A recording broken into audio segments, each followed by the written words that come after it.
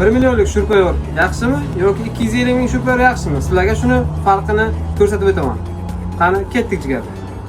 8 xil 20 wattlik shurpayorimizni 12 lik samarasi bilan cho'p rekada sinab ko'ramiz. Ubay shurpayorimizni samarasida urib ko'ramiz. Birinchisi ubay shurpayorimiz. Qani boshladik.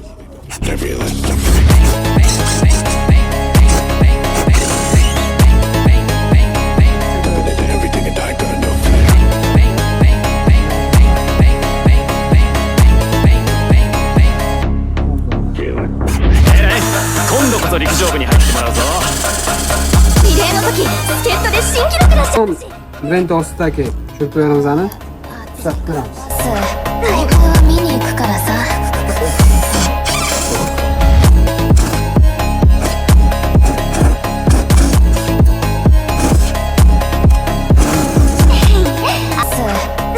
Shurpayorimizni Lead Brend ostidagi shurpayorni samarasi bilan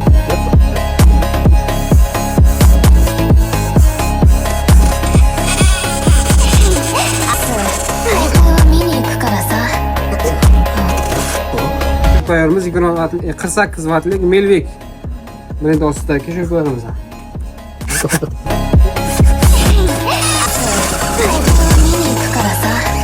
Keyingi shurpayorimiz Polvon brend ostidagi Polvon shurpayorimiz 15 wattlik.